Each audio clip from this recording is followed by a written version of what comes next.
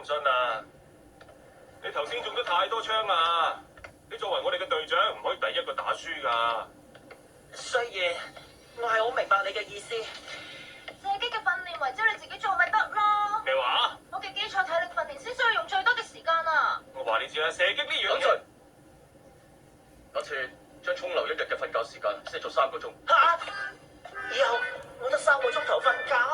返學食飯之類要9個鐘，加起嚟即係12個鐘，剩低嘅時間4個評分，即係得3個鐘。但我諗嘅特訓至少都要4個鐘啊！唔好諗啦，唔得啊！打一嘅時間要一樣噶。冇錯啊！喂，我而家嘅時間仲未完㗎，一陣仲要好嚴格教佢射擊理論啊！射擊理論當功課咪得咯。咩話？總言之，劍術嘅修行係需要時間嘅。你喺學習劍術，只要學習合氣道、身心